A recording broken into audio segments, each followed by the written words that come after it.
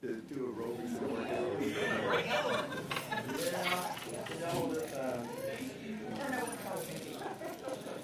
Morning, Denise. I called you back, but then I.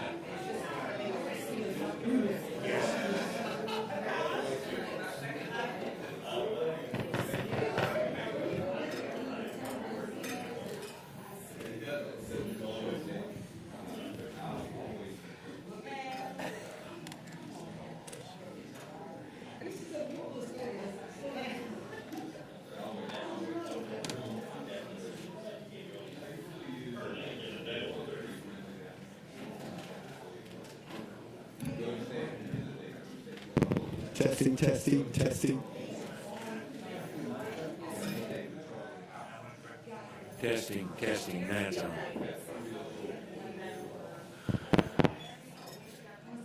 You could get started, please. I'm late. Good morning and welcome to the informal board meeting of Savannah Chatham Board of Public Education. This is Wednesday, July 14th, 2021. And as I asked Ms. Davis Brown if this meeting has been advertised in accordance with all the rules and regs, and she assures me that it has. This meeting is also being streamed as we do all of our informal and formal board meetings. And then my other announcement is the fact that I always try to announce that in informal board meetings, no formal action is taken. Informal board meetings are used to gather information from board and staff so that we can move forward within a formal recommendation at a later date through the formal board meeting. So indeed, we gather lots of information, have much discussion, but there is no formal action taken. Today, most of our informal will be taken up with our continued strategic planning. We're working for our new strategic plan, and we're getting close to making that operational. But we've been very fortunate to have with us two representatives from GSBA, and they will be leading our discussion today. Before I turn it over to Mr. Feliciano to introduce them, I would make note of the fact that all of our board members are here present, but one, Mr. Catchmar, is here, but on the telephone line, he is out of town on business. And one person here is not seated, but she's here. So we do have all 9 of us present today. Mr. Feliciano. Thank you, sir. Good morning.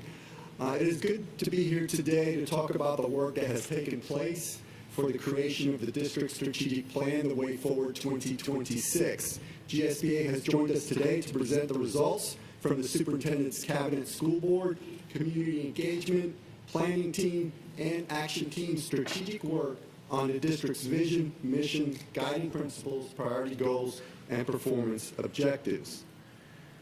As a reminder, the strategic planning process consisted of 4 phases: the pre-planning phase, the needs assessment phase, which consisted of gathering information from various groups, using the SWOT analysis to assist us with gathering information, the mimosa phase,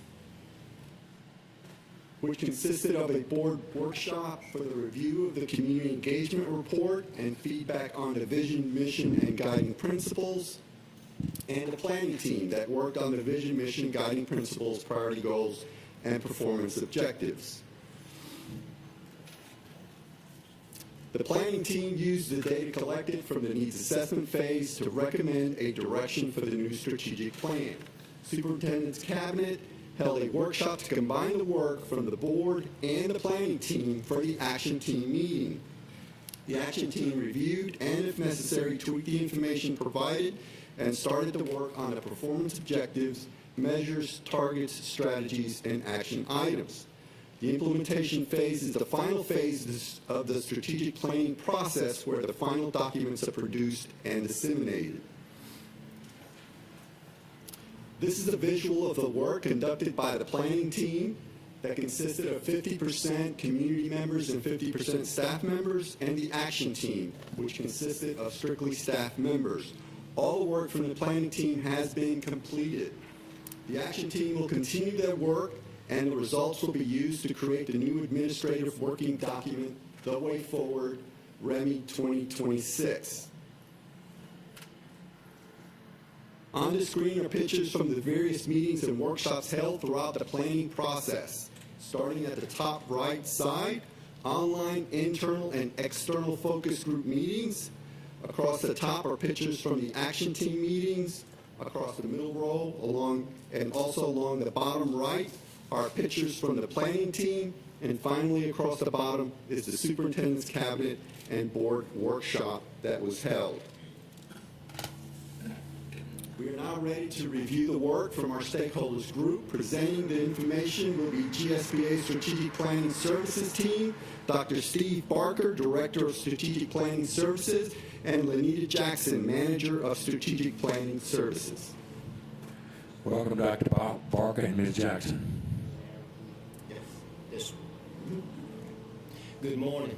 Good morning. And thank you again for the chance to be here. And let me first just take a moment to say how hard and how diligent and thorough your team has been in doing this work. Each time that we have been here, Participation has been strong, input has been frequent, and it's just been a pleasure to work with you. It is difficult work, it's challenging work. When you ask for a lot of opinion, you get a lot of opinion, and you get a lot of ideas. And as you wade through that and work through that, it takes time and it takes effort, and that's the work that we're doing and will continue to do until this project has been completed. So I start by saying thank you. I do want to move right in and remind you that one of the things that we did, and you'll recall when we did your SWOT analysis, we took a look at your vision and mission and your guiding principles. And as I mentioned just a moment ago, we did this same thing with the other groups, with the planning team, and then it went to committee for work, as you saw in one of the previous slides. And so we're going to show you today where we landed with that work. Here on the screen, you have your original vision and mission, and then you also have the way forward 2026 draft statements as they have been, at least at this point, settled upon. And we present that to you now in draft form for your review. You'll see in the first one, you'll recall that we talked about the word, I remember in particular here in the board meeting, we talked about productive futures, and we had discussion around replacing that with successful and productive citizens, to be a little more definitive around that productive future topic. I think some of that same discussion occurred by the committee that took a look at these statements. And then there in the mission statement, you'll see that the thing that stood out to me as I went back and reviewed these after they came out of the committee is starting with the term together and then following that with the term we, to really show that inclusive, the importance of everyone at the table and everyone's input being valued to create those lifelong learning at the highest level opportunities for all. So I'll pause there a moment, remind you that these are on your wall right behind you. I know you all frequently go to these in discussion. You talked about some practices for the future around these statements at your meetings, but I'll pause there to give you an opportunity if you have a question or comment there before I move to the next slide, Mr. Chairman, if that's in order. Questions of the board members? Dr. Brinkman. I know we discussed this a lot in our breakout session, but I'd love to know what it looked like from the district and outside stakeholders, and if our ideas were put out there or if they came to some of the same conclusions with changing or at least putting forward a change to the mission and vision, or what that looked like, if it was more just our discussion that made that impetus. I believe it was a combination of the both. During the planning team sessions, they broke out into smaller groups, and each group then brainstormed on specific topics like the vision. So each group came up with their results, and as you saw the Post-it notes, then they wrote those out there. So based on that information, we combined everything together. One did not outweigh the other. But where we saw commonality between the two, we did. That was the easy part. That was the easy part. Ms. Hines? I would like to just say that I really like in the mission statement where you were inclusive with together, we ignite. So we all must work together to make this work. Yes. Any other comments or questions? I'll make a brief comment also. I apologize for my voice, I'm so sorry. But the feedback from the community engagement piece drove a lot of the discussion around the mission and vision also. So let you know that we're very inclusive of the feedback from the stakeholders. Okay. Go ahead. Thank you. Let's go to the next slide and begin to look at your guiding principles. And you have several, so what we did here is we chunked those together, 2 or 3 on a slide for you. At the top, you have the original statement, and then under it, you have the draft statement. I'll give you a moment to take a look at those before I point out a couple of things.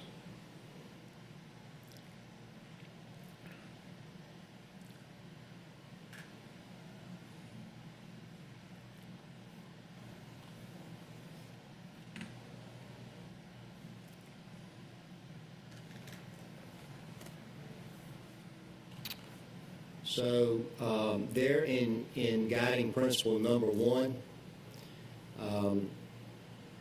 using fewer words, you were able to, I believe, get at or point toward the role of the board, which is governance, which is why the superintendent and board is referred to in best practice literature as the governance team. And that is where your work is done in establishing that policy, being one of the most important things, not the only thing, of course, budget and the other work that you do, but also autonomy for the superintendent in managing that day-to-day operation. So there is a balance there between the work of the governance team and then the day-to-day management. But it is the work of the governance team to oversee that from a governance team level. So guiding principle number 1, I believe in fewer words, really targeted that critical work of the board. And guiding principle number 2, again, I do recall, and I believe this occurred in the discussion that we had as well in the planning team, that kind of a little wordy was a term that was used in some of the original statements, so there was an effort to try to make them a little bit more succinct in their length.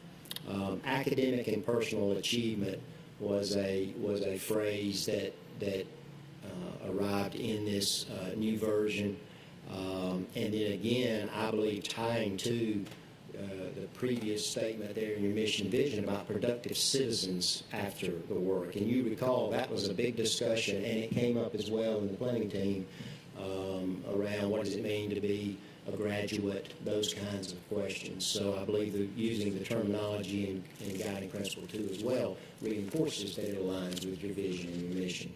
So I'll pause there, Mr. Chairman, take any questions or comments that the board may have. Ms. Grabowski? Good morning. It's great to see you all. Thank you for coming back. And I also want to thank Dr. Buck for the opportunity to participate in some of the community planning sessions. It was really valuable to be able to hear what some of our teachers and community members had to say in the development of the work that you're presenting. So I really appreciate that opportunity. 2 comments. I'm going to start actually with guiding principle 2.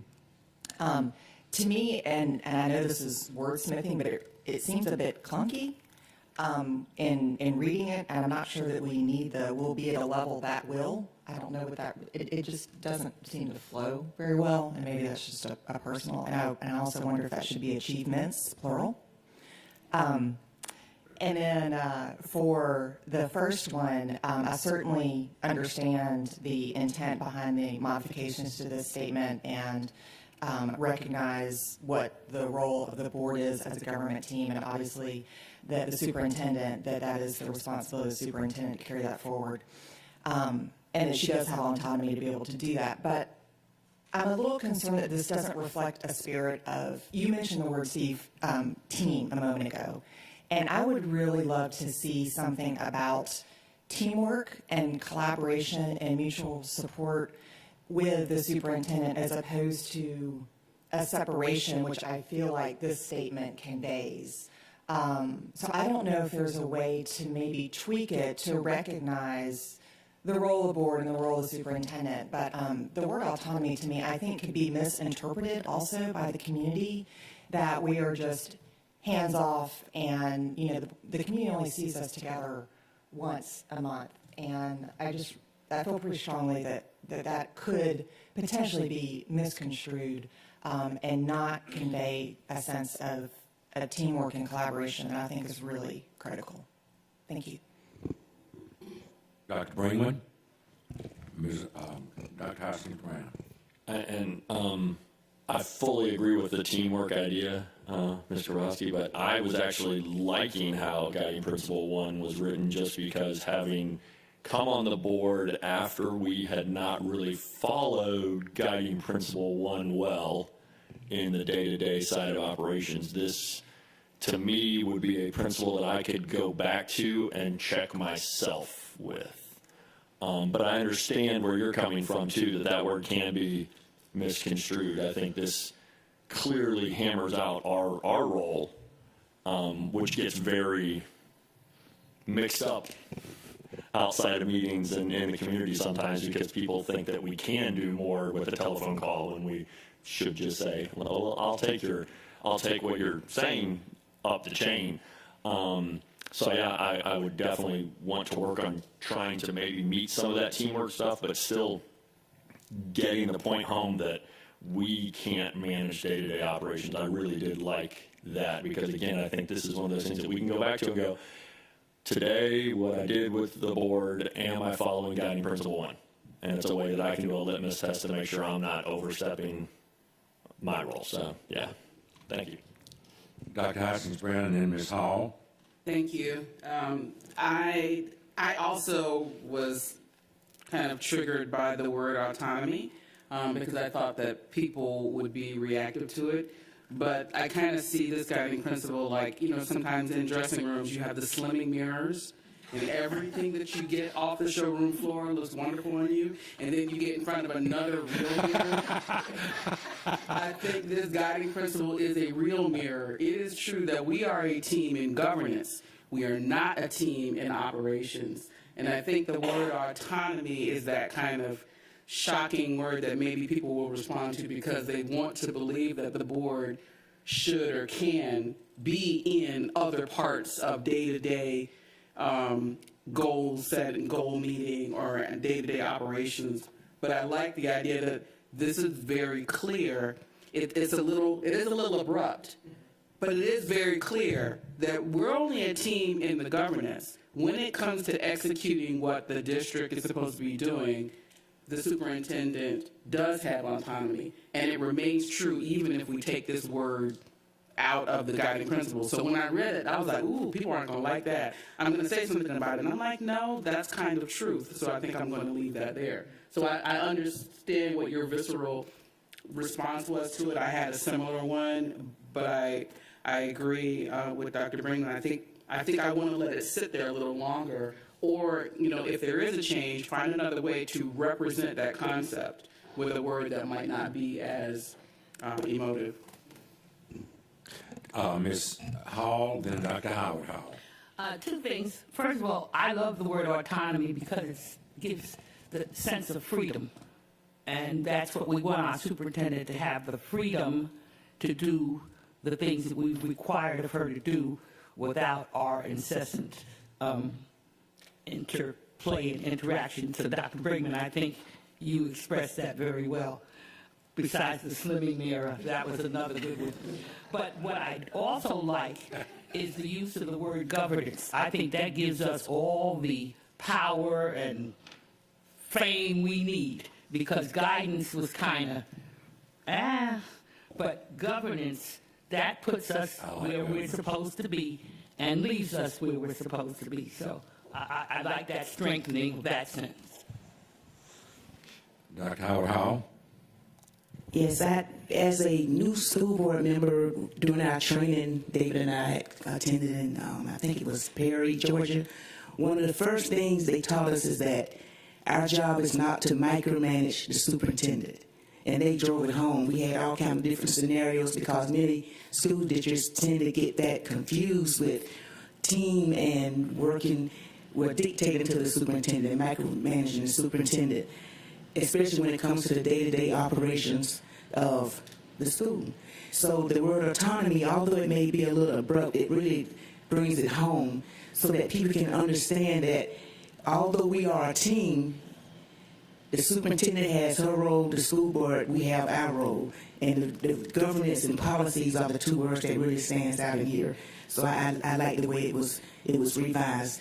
And also with the second one, you all did a great job. However, I did enjoy attending the workshop, and thank you, Dr. Buck, for putting me on that committee, because everybody, come together. They have so much to say, and we see all these words on those sticky notes and on the charts, and I think you all did a phenomenal job, especially how you ended it with beyond graduation, as opposed to inter-college and workforce and prepare to be successful. That kind of just brings it all together. So I like the way it's been written. Thank you. Thank you, Ms. Grabowski.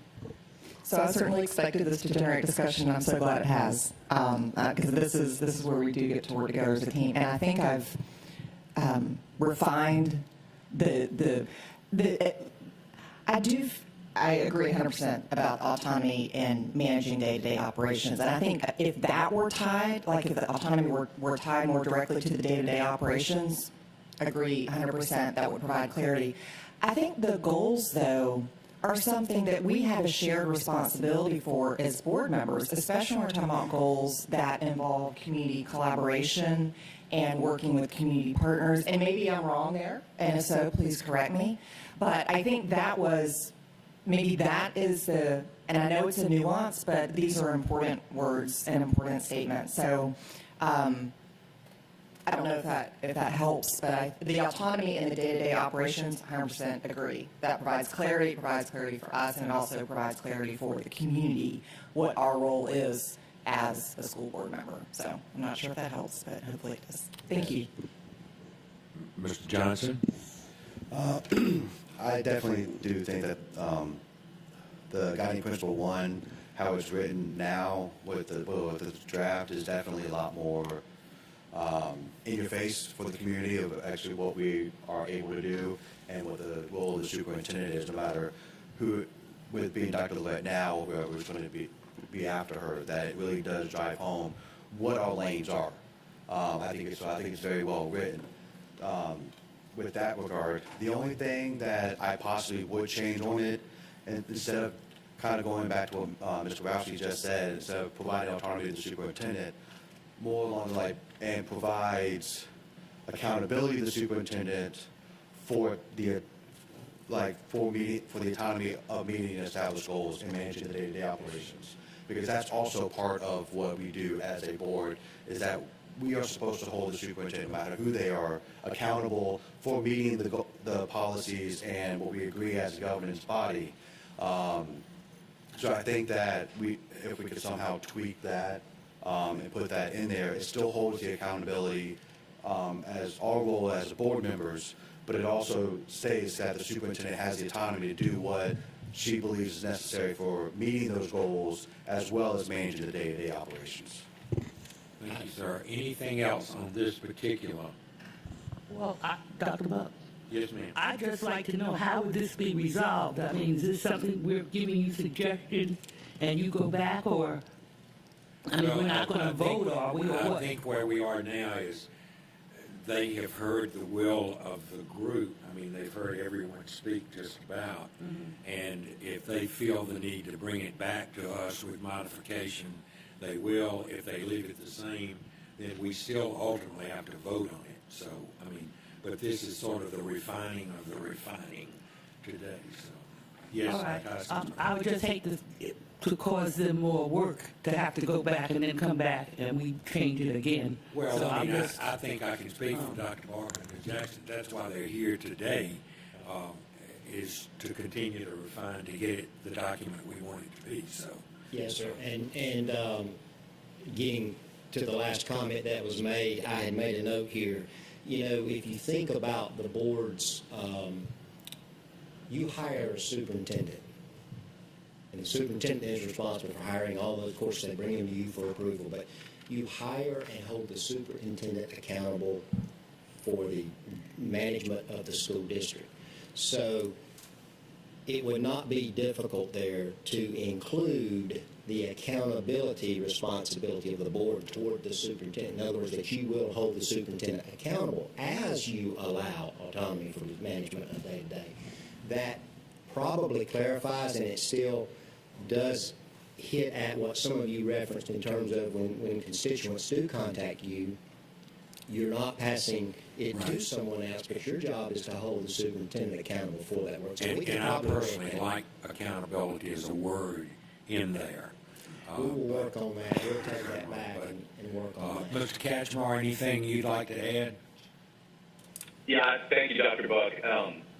I appreciate the discussion at the end of this conversation, because my concern was also balancing teamwork, accountability, and autonomy. And I was concerned that the only place we mention accountability is related to fiscal responsibilities. So if we can figure out a way to balance accountability with the autonomy piece, I would be supportive of that. Thank you, sir. Dr. Haskins-Brown, you had your hand up. Yes, thank you. I just wanted to, I wasn't fully clear on the kind of modification to the wording that my colleagues were making. And it's not important to me that that be clarified right now.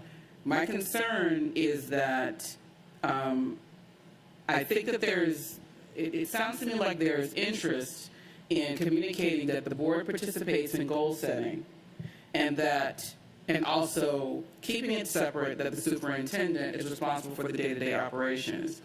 I'm very appreciative of the comment that you just made because I think it ought to be clear that the superintendent is not a technician that's moving widgets. You know, we hire a skilled person who should have the ability to pivot and set goals and not just be working on directives of the board. And I think that's a political and philosophical difference of how some people view the relationship between the board and the superintendent. Some people believe the superintendent ought to have full autonomy, and others feel like superintendents ought to be on a short rein. So my concern is that it doesn't turn into language that makes any superintendent just a technician, and every single goal has to be set and sent as a directive of the board. Not only because I don't think, that's not what you get really experienced senior personnel for one thing. You know, you're hiring people with experience. And the other thing is it's going to make evaluation a mess if we put ourselves in places that are the superintendents, and then we try to measure performance of the board separately, which is what we do every year, and then measure performance of the superintendent. If we don't have those roles clear in our strategic documents, when we try to use the strategic documents to build back into our evaluations, which is what we do, it'll be terrible to measure. So I just wanted to put that out there as the one who ends up kind of doing some of this work. I think, Ms. Hall, and then I'd like to move us forward, please. Yes, sir. Well, this was a wonderful discussion. What I sense is a little bit of wishing to clip the wings of the superintendent, and that's what I'm against. And I don't want to see anything come back that, like I said, autonomy represents freedom to me. Accountability is wonderful, but accountability can mean one thing to me and 9 other things to others. So just as you go forward, the clarity is what's important, and I think we all know that we hold her accountable. I don't know that that's what particularly the public has to see. I think the autonomy and the governance are the 2 important words. Thank you, ma'am. I just want to say something really quickly. If I change my hat from I also do the training for the board. Mr. Johnson, I so appreciate that because when we're doing the training and your roles and responsibilities, this clearly defines your role as a board versus the role of the superintendent. So including that accountability piece this is perfect that we may borrow this in our training because this is so well written in terms of, and keep in mind, the feedback given when these were created is also from the stakeholders. So also their input has been provided in the feedback that's being provided. I just want to keep that in mind. It wasn't just a committee of us looking at it. The stakeholders had a voice in this. I don't like my voice right now, but we can move on. Thank you. Thank you.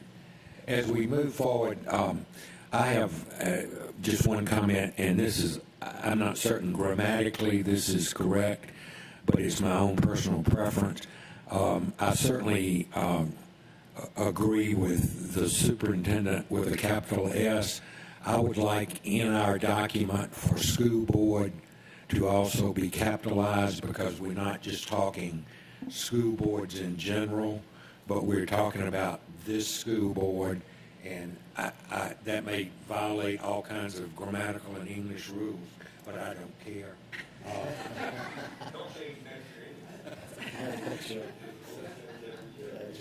That's right. Just as an opinion, sir.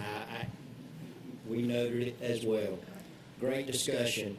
Great discussion. It's interesting to me that you did really want to talk about guiding principle 1. And if you think about it, that really is the guiding principle that speaks to you as a board. The others speak to the district. And so we landed there, and that was a robust discussion. Guiding principle 3 and 4 are next. I'll give you a moment to take a look at those. I've already asked our PR people about this, and I asked my wife, who I consider to be a grammarian, this morning. I've always heard that when you say between, you're talking about two things. And this says between homeschool and community. So it seems to me that it should be among, but then my wife quickly said, oh, but if you're talking inclusive things like community and Senate and school and things like that, you can say between. So couldn't somebody just check it for us? We'll do it. That's probably the most important statement in the entire thing, by the way. And there was no change really to that being one of your guiding principles. It stood the test of time, at least in the input. I'll just say quickly that I really like both of the modifications to these statements, especially the word partnership. I think that's so much more positive and just really reflects what education truly is. I love that one, and also love that we have included healthy, that we know that the social, emotional, and physical health and well-being of our students is critical to their learning. So I'm thrilled to see the addition of that word in there as well. So thank you. Dr. Buck.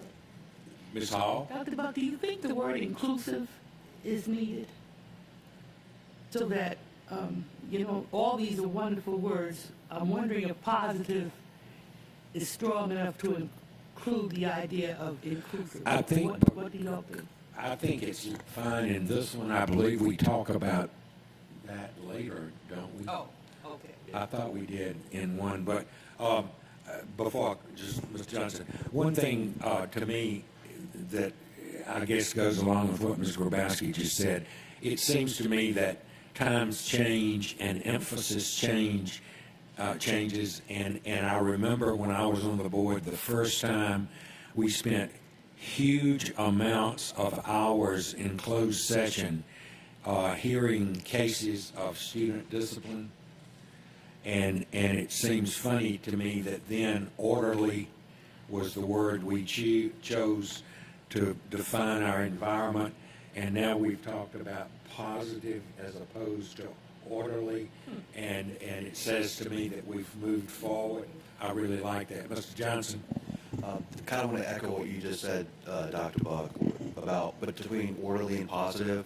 I think orderly talks more about discipline, more of an iron fist kind of idea instead of a positive, just kind of like what our campus police is. When we first started getting having a lot of campus police and stuff, they were looked at more as a police force, and now talking to some of the students, they're looked at more of just part of the education process, a positive part of their education process, because they know when they're there, they are safe. The building's a lot more secure when they see those campus police officers there.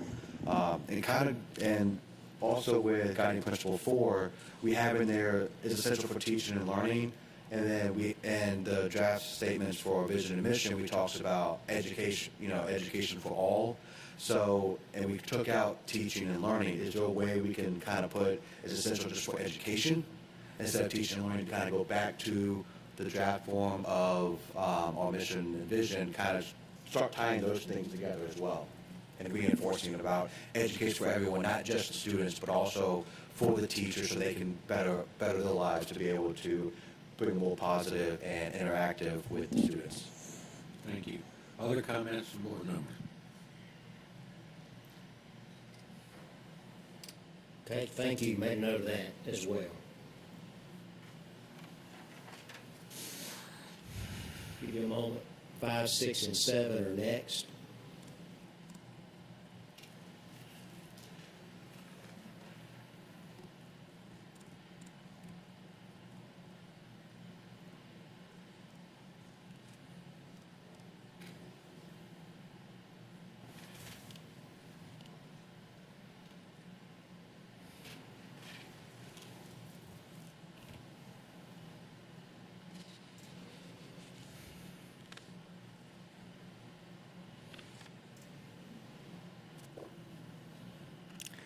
Any comment? I have to say, goal 5, goal statement 5 is bothersome to me. I know equitable is a word that is thrown around constantly now, as social emotional is in all of our circles. But I do not believe, if I read that statement very carefully, that just because I, as a board member, am committed to the equitable allocation of resources, that will ensure that all students learn, grow, and achieve. Right. I mean, I think it's important to have equitable allocation, but I don't think that's going to ensure that. Foster growth. Create an environment that will ensure. Yeah. It still might not ever ensure it. I get where he's going on that. Can anything ever that we Well, do I'm ever not ensure? sure of that. I mean, I'm fine. Ms. Grabowski, Dr. Hoskins-Brown after that. Maybe something along the lines of is essential for students to learn, grow, and achieve at their highest levels, or something. Something like Something to that. that effect. Because I agree, you can't. I mean, we can. There are more elements Right. that go into Right. trying to ensure that academic success. And on goal 6, it's not just access, but it's also allocation of resources, and even the whole, like, tying it only to resources is something that doesn't, it just seems like it should be a broader statement than, because that makes it sound like it's all about, like, you just throw more money at the problem and that's going to fix it. And I don't think that's what's intended here, but I think that's how it could be, again, it's like how it could be interpreted. So I love the idea, and I love that we included stewardship, because I think stewardship is a really important component of that, but that tail end is a little. Before I get Dr. Hoskins-Brown, Ms. Hall, the superintendent, wanted to say something. I just wanted to thank you. Good morning. I just wanted to clarify what resources. Resources are not just dollars. Resources, time, energy, personnel, space. So resources is very broadly described here. We typically think of it in terms of just dollars, but it could be experience levels. It could be access to space. It could be a number of other things that are considered resources. All of it is considered resources, not just dollars. So that equitable allocation of resources might mean that we put our absolute best teacher at our neediest school. Exactly. I do want to take the point of stating that I think this board has especially supported equitable allocation of resources, and we see it in our attention to the schools that need a greater number of staff members, a greater number of leaders, a greater number of additional resources based on the school populations. And it also extends to other departments as well. Our most recent attention to our maintenance staff and the facilities they work in is a demonstration of commitment of equitable resources in places that we need it. So I don't want you to shortchange your view of what you have done over time and demonstrate commitment to. Thank you. Thank you. I have Dr. Hoskins-Brown and Ms. Hall.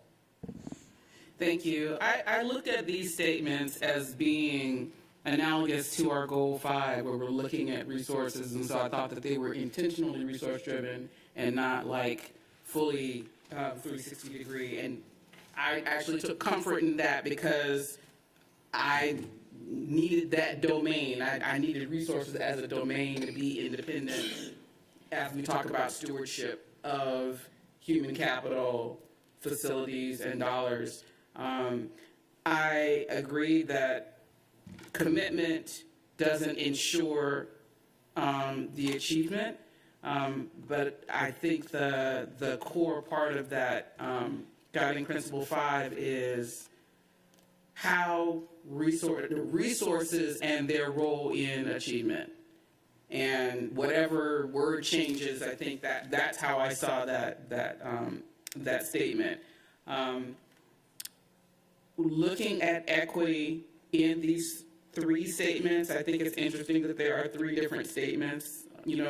I probably, because I'm supportive of the concept, could probably have condensed it into one statement and would have been comfortable with that. I understand that maybe the specificity of three statements allows people to hone in and be supportive of one facet of this or another. Equitable access, I think the comment about that, I had thought of it and I kind of lost it as we went into the other discussion. I think that what it appears someone was trying to get to in these statements is having an understanding that there needs to be an equitable approach in how resources are distributed, and that it can be both passive and active. An active allocation of resources, or resources available for request by the professionals who are in the place who know what they need, rather than just a top-down distribution model. Like, you look like you need, my husband, I tell him, I say, you look bored. He's like, I'm just sitting here. You look like you need something, so it may be that someone doesn't necessarily need the resource, but they have the power to know that they have access to what they need. You allow them to sit in place and determine what they need and request it. I kind of get the feel that that was the goal of these three statements. I don't know if you can provide insight on what the discussion was around them and why it would be three statements instead of one, and kind of am I on the right track? We did keep the statements separate because each one focuses on specific areas. If you notice, one focuses on students, one focuses on fiscal, and the third one focuses on relationships. So we didn't want to combine it and then lose that almost autonomy in saying this is the focus of that particular guiding principle, that statement. So the planning team focused and brainstormed on each of those guiding principles. If I could offer as well that, again, thinking about, of course, these are for the community and for the entire district, right? But they're also for you as a board to go back to and say, are we doing the work as we said we would do it? And I mentioned a moment ago that you hire a superintendent, you hold the superintendent accountable, you set policy, you also approve a budget. And that's one of your main responsibilities is with that public purse. And so to speak directly to where can you go to understand, are we spending the money the way we said we should spend the money, or our community gave input on how we should spend the money? So these are three guiding principles, at least five and six, where you can go back to and say, okay, is our budget reflective of what we said we were going to be about as you look at approval every year? So I'll just give you that for feedback. So the only thing I'll ask about that, and then I'll yield, is that the original statement 5 really addressed intellectual diversity and inclusion in its broad sense. All children can learn, and we understand that. The new one turned it into resources that ensured learning, and then separated out JEDI into Guiding Principle 7. So really, guiding principle, the old 5 looked at JEDI like 7, and now 5 is more of a resource, not just money, but a general resource issue. I'm okay with that, but that is a real thematic deviation. And 6 speaks directly to that fiscal responsibility, kind of almost independently. So I just give you that context to say that, again, as you establish budget, set budget, allocate resources, as the superintendent does that and you're holding her accountable, you can flesh those against these, at least in part. I have Ms. Hall, Dr. Howard Hall, Mr. Johnson, and then we need to move on. Dr. Levesque covered my whole resources area, but I just want to say I'm very pleased. These are very strong statements, and I'm very pleased with them. Thank you, ma'am. Dr. Howard Hall and Mr. Johnson. For guiding principle 5, the only thing I would say is when instead of saying ensure, it's more like you guarantee that it will happen, to maybe change it to will enable students to learn, grow, and achieve. So it's more of an assistance as opposed to you guarantee that this will happen. So I like to see that Thank if you. possible Thank you, change. Dr. Howard Hall. Nice suggestion. Mr. Johnson and Mr. Catchmore, if he has anything to say. I do appreciate the superintendent talking about what the resources were, because when I first did read it, I did think also, I automatically went to money.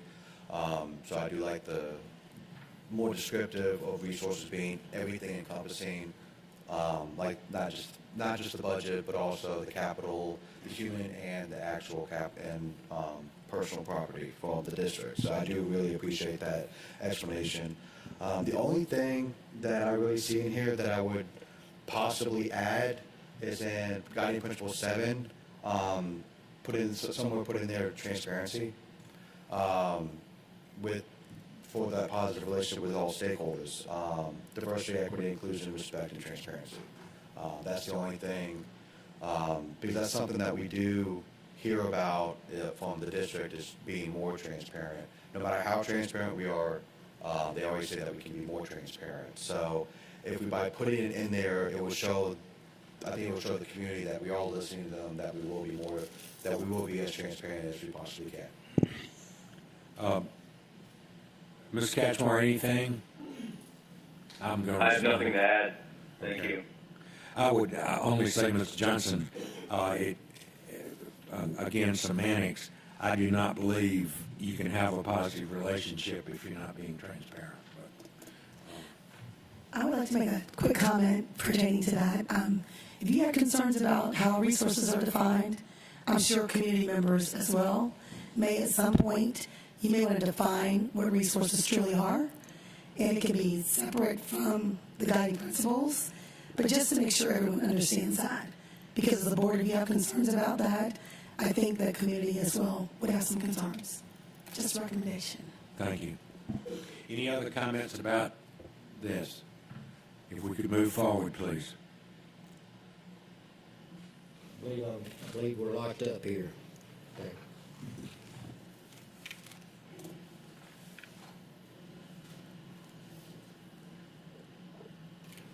Okay, we're now going to take you through the goal areas and performance objectives of your plan, and I will just introduce these and then turn it over to Ms. Jackson by saying, earlier the discussion was around the accountability, the superintendent's role, your role, the day-to-day operations, having to approve everything, that this is a perfect segue, because this portion of the plan is the portion that the board formally approves. The action steps and initiatives that are developed to make these things happen will be fluid, that the superintendent and her team will develop. You will be aware and brought those as they're developed, but it's not necessary for your approval. That frees her up to do those things that need to be done to meet these goals and objectives. So it protects against that notion of not allowing her to be able to move in real time to do the work. Ms. Jackson? Good morning. Morning. Hopefully you can stomach through my voice. We literally just left the Yale conference this morning, so we were presenting yesterday. Another comment, as we're looking at your goal areas and your performance objectives, when we work on the performance measures with the staff, they're going to come up with performance measures to support these performance objectives, which will give you your balanced scorecard in which you will make the decisions. So I just want to make sure you think about that. And this portion of the plan will sustain your district for the next 5 years. Okay, so when you're thinking about that. If it is too distracting, I may have Dr. Barker come here if my voice just completely fades. So I want to make sure that Mr. Cashmore can hear me on the phone. Is he clear? I can hear you. Thank you. Okay. I apologize. So we're looking at your first priority goal. It's now student success, academic achievement, and life ready.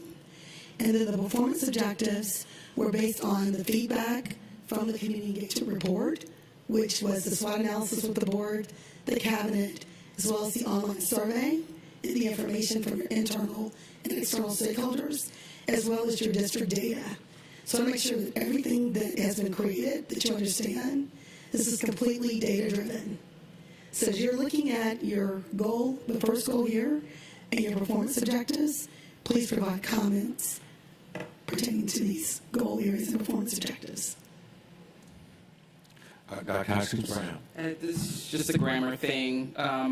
The priority goals, student success, academic achievement, those are both nouns, and then you have life ready as a, is it possible to have that as life readiness? Okay, thank you. Definitely, yes. My background is an English major. I'm doing the same thing that you're doing, so I'm just not like this. I'm like, yeah, life readiness, that can definitely be added. Thank you. That's Okay, good. thank you. Other comments from board members?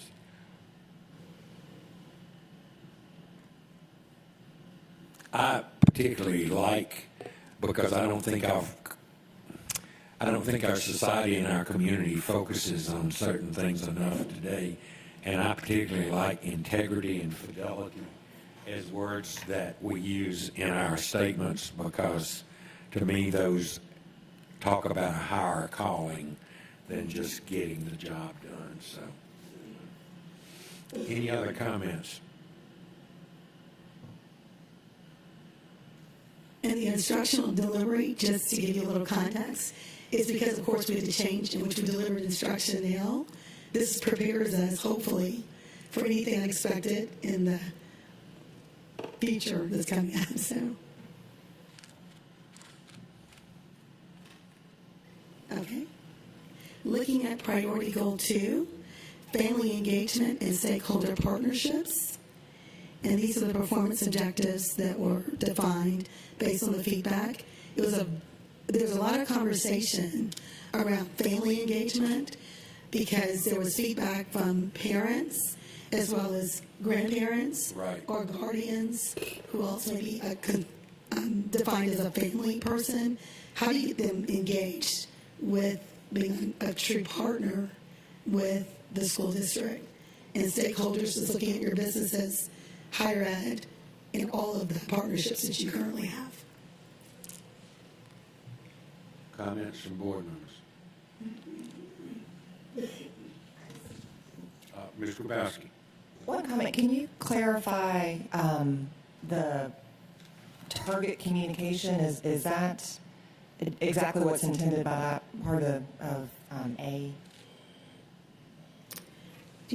Yes, the target communication from the group that was working on this particular goal was we do mass communication. However, there are pockets that are not receiving it. Let's say our multi-language communities. So we want to do specific targeted communications to make sure that what we're saying is in a language that's appropriate and they can understand it. So we looked at how we can change the way our delivery is done and then our targeted audience. So that's what it's meant by targeted communication. And I appreciate that, and I think that's definitely a very positive objective to have. And I don't know that it needs to be in here, but I think that's a recognition that different people communicate in different ways, and being able to provide that communication in those different formats. But anyways, I think. And those will be addressed in the initiatives and action steps in terms of specifically how they're targeting those individuals. Okay, thank you. Dr. Howard Hall. I particularly like how you use the word connect, because so often we involve our communication and our parents and we engage them, but sometimes they can be engaged and disconnected. So that's powerful to add the word connect like that. Thank you. Other comments from board members? Okay. Priority goal 3, recruitment, selection, retention, and talent development around your staffing. And here are the performance objectives to support that particular goal area.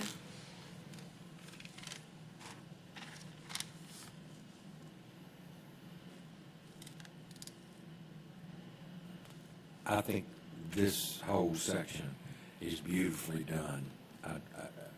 I have no suggested changes because I really like what it says. Yes, sir. Does A not need recruit to speak back to the priority goal? And, well, no, select is there because you recruit, then you select, then you develop. Because I think we spend a bunch of time really trying to recruit as well, and it's part of the goal, but I don't see it in the objectives. I see, yeah. That's great. Dr. Howard Hall and Ms. Hall and the superintendent said she liked that for Dr. Barker. Good. Dr. Howard Hall and Ms. Hall. Oh, The other one, I'm the other sorry. house, the other. I'm sorry. That's all right. I got too many H's going. We just have we have longer objectives than these. I'm just wondering, faculty and support staff are our workforce. Why was it important that we break that out rather than say recruit, select, develop, and maintain a highly effective workforce? Was there some conversation about really wanting to identify groups? I know sometimes we say faculty and support staff feel like they're not getting proper attention, and that's true. But if we just made it workforce, is that, would there have been opposition? I think you just answered your question, Dr. Howard Brand. There are many, in my opinion. Oh, I'm sorry. But there are many, in my opinion, of our employees who think when we talk workforce, we're talking only about Teachers. faculty. Okay. And I think the more we can enumerate for custodial staff, bus drivers, whoever it is, counselors, teachers, Thank you. social workers. In the That's conversation, Dr. Hoskins Brown. I'm sorry. In the conversations, we wanted to make sure that every employee sees where they fit in the plan. Right. So, That's a good way to say it. thank you, Dr. Buck. That is exactly Thank why you. that was addressed. I appreciate that, and I support that. I just wanted to know, was there a real sensitivity to that? And there is, and I'm glad we're addressing it. Thank you. Sure, thank you. Dr. Hall, Ms. Hall.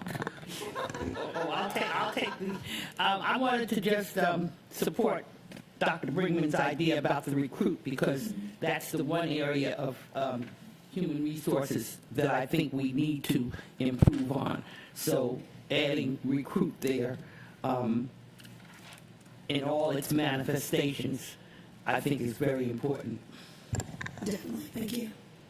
I have to say that I'm just, as looking at this one in particular, that I'm struck by the fact that as we work on this strategic plan that should take us into 2026, if I look at this priority goal, we can do everything that's in that goal.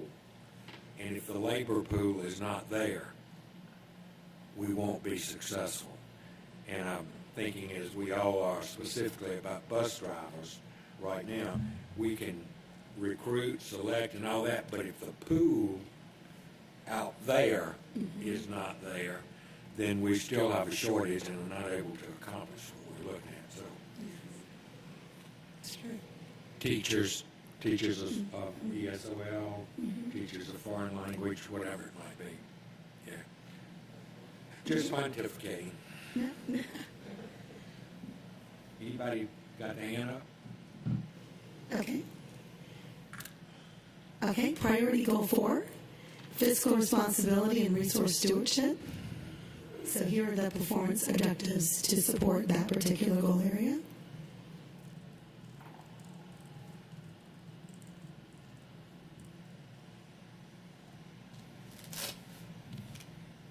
Well done.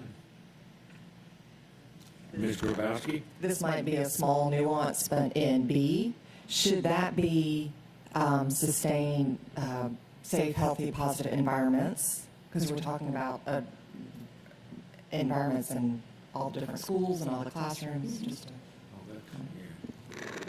So instead of foster and sustain a safe, healthy, and positive environment, foster and sustain safe, healthy, positive environments. Okay. well, and my colleague just made the point that the environment is one unified district. So I think it's a nuance and it could be stated either way, but just recognizing, I guess, also the culture of each school, the culture in each classroom is going to be a little different in the way, and I think that's an asset for the district. So I was just, I think, thinking from that. It's not a big deal either way. But that's a good point, because ultimately, when you think about the district plan and then cascading into the school plans, then they will do things specifically to support what's needed at elementary, middle versus high. So thank you. That's a good point. Yes. Okay. Anything? I'm sorry? Oh, sure. Going back to the point that Dr. Buck made earlier about we can do all that we can to recruit, select. A big part of retaining staff is also ensuring that each unit feels that they're operating in a safe, healthy, and positive environment. We saw a lot of that come forward with the pandemic, that each of our employees were invited to recognize their role in ensuring that we were all safe at the onset of the pandemic. And one of our goals internally is to ensure that each unit, not just schools, each unit feels that there are climate goals that they need to make, so that whether they're working as an instructional technologist or as a person who is working in finance, that each employee deserves the opportunity to feel valued and work in a positive environment. So this particular statement was very important to me as a leader. Other comments?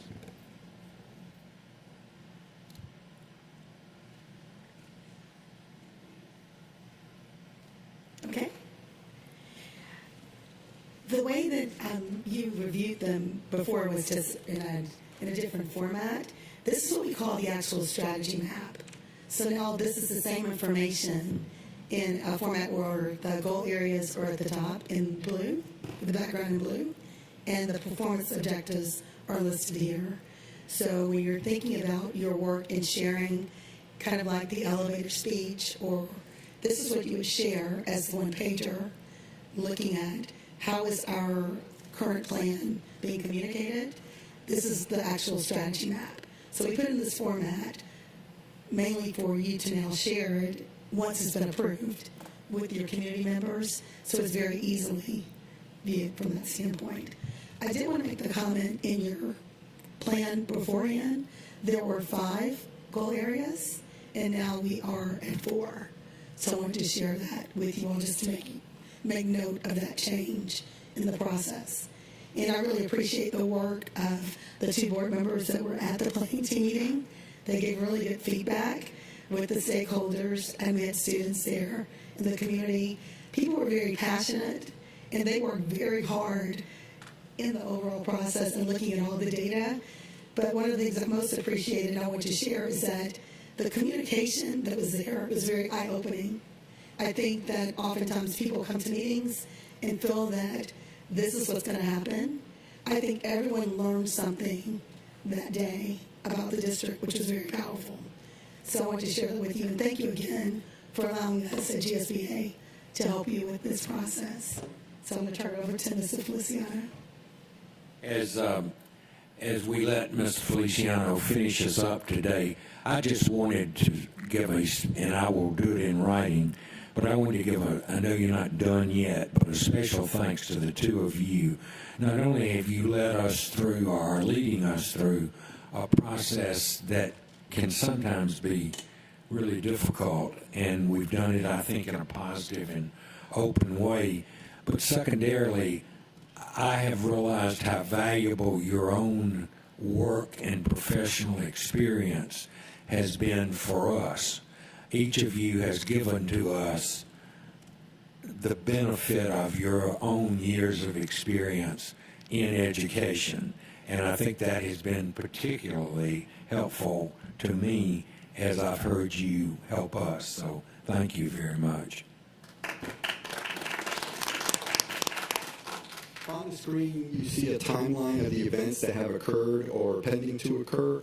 The Savannah-Chatham County Public School System 5-year strategic plan will be presented to the board on August 11th. The action team will continue their work. They are scheduled to meet with GSBA on August 19th. We plan to present the Way Forward REMI 2026 to the Board Accountability Committee in November of 2021. I certainly want to thank the assistance provided by GSBA, Accountability Assessment and Reporting Services, Joe Austin, Christy Collin Rylander, and Ashley Joyner, and those that participated in this important process. The events went well. We had good participation, good discussion, and now we have the difficult decision to make in moving forward.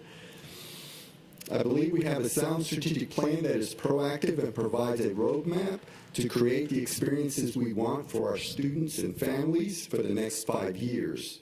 With this said, Dr. Buck, this concludes our presentation.